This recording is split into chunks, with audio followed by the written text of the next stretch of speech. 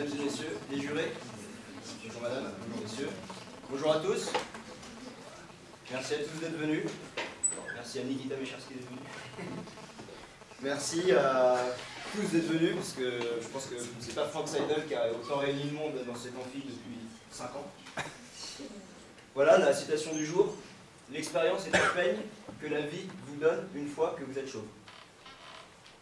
C'est Bernard Blier qui le dit. Bernard Blier, vous le connaissez, les tontons flingueurs, les barbouzes, Paris, non, les Chinois à Paris.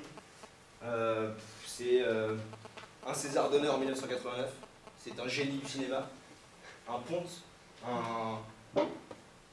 un modèle. Bon, c'est surtout un chauve, donc il sait de quoi il parle. Bernard Blier l'a dit, donc je peux plier, terminer mon soir, quoi. Finalement, terminé, il l'a dit. Bon, pour ceux qui en doutent encore, j'ai décortiqué le sujet dans tous les sens, défini les termes du sujet, peigne, expérience, vie, chauve. J'ai articulé tout ça.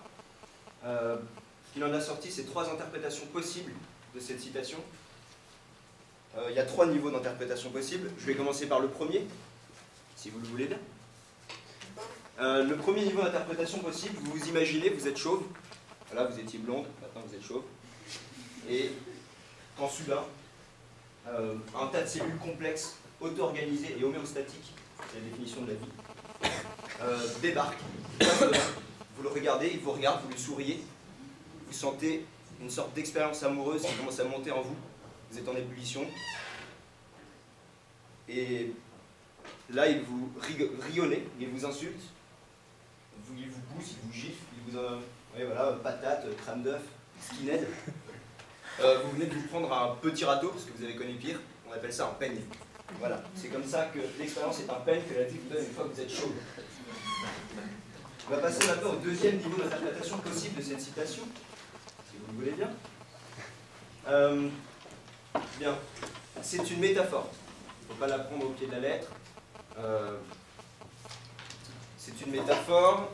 Ici, Bernard Blier parle de peigne pour les chauves, mais il aurait pu tout aussi bien parler de moufle pour les manchots, de Nike Air Max pour les cul-de-jatte. Ou, je sais pas, par exemple une association Club Poil à Lyon, ou alors du Viagra pour Patrick Moll. Enfin bref, si vous voulez, qu'est-ce qu'on peut retenir de cette métaphore? C'est une métaphore de l'inutilité. Une métaphore de l'inutilité, l'inutilité donc de l'expérience, mais qu'on ne s'y trompe pas. On ne parle pas de l'expérience avec un grand A, comme l'aventure, l'action. Je parle de la petite expérience, les petites leçons du quotidien, vous savez, les connaissances pratiques. C'est la manière que l'homme s'acquiert des connaissances par la pratique. Voilà la définition dans ce deuxième niveau d'interprétation possible de cette citation. Et bien voilà, pourquoi Bernard Blier, après Platon, après les iconodules, après les rationalistes, les symbolistes, les poètes, les gens de culture, moi-même, s'est opposé et se fout pas mal de l'expérience, de la petite expérience. Bon, pourquoi il met ça de côté? Pour plusieurs raisons. La première, dans cette métaphore, c'est que, parce qu'il est bien connu que l'homme ne tire jamais les leçons de sa pratique. Boum, non, Hiroshima, ça ne suffit pas, Nagasaki.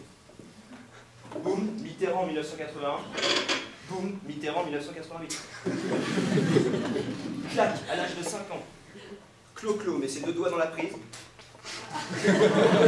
Clac, à 39 ans, il met les 2 pieds dedans. Bref, l'expérience, qu'est-ce qu'on en fait? On la jette à la poubelle, terminé, bonsoir. Bon, il y a plusieurs raisons aussi qui disent que l'expérience pratique est parfaitement inutile, d'abord pour une raison simple.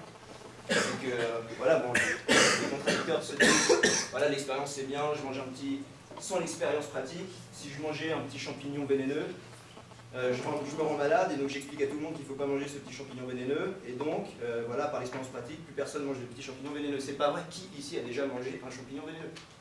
Personne, vous avez juste suivi les conseils de dessins animés de vos parents, ou des contes de fées, etc. Ce qu'on vous a expliqué, les conseils vous ont plus apporté que votre expérience pratique. Voilà, le jugement et la connaissance théorique et parfois bien plus efficace pour vous-même que la petite expérience pratique égoïste personnelle. Il y a aussi une autre raison, c'est que c'est vulgaire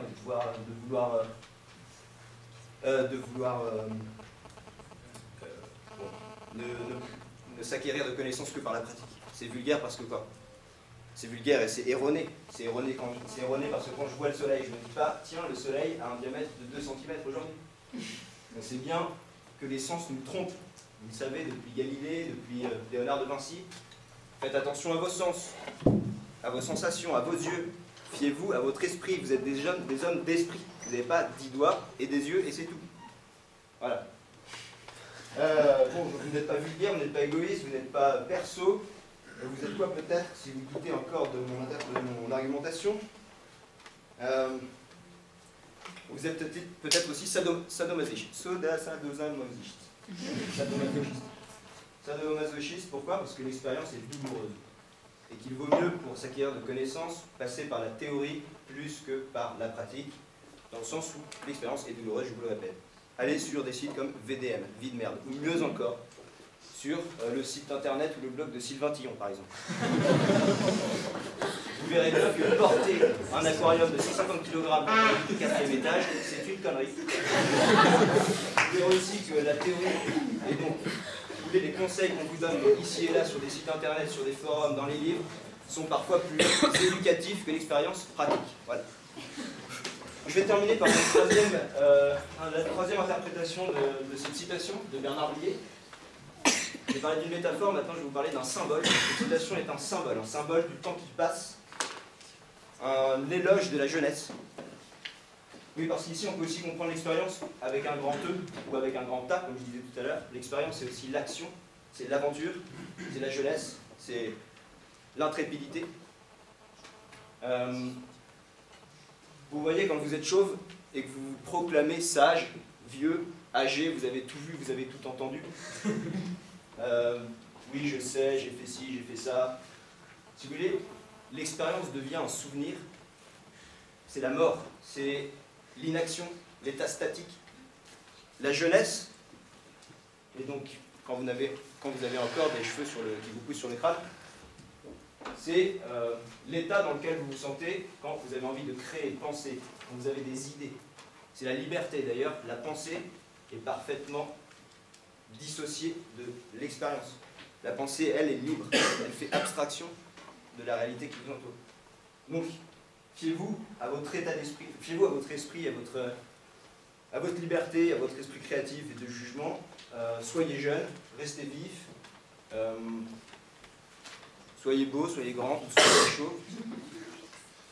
Voilà, je vais terminer par une petite conclusion que je vais vous lire. Voilà, cette citation de Bernard Blier, c'est un éloge de la jeunesse, des idées, du doute rationnel, de l'élan créatif, de la création. Qui n'est pas d'accord avec moi, okay. À bas ceux qui ne se complaisent que dans leurs petites expériences dont ils ne retiennent même pas les leçons. Fainéants, vous êtes des animaux. Soyez créatifs, pensez, jugez, vivez. Je voudrais terminer par une citation de Bernard Blier, une autre. Je n'aime pas parler aux cons, ça les instruit.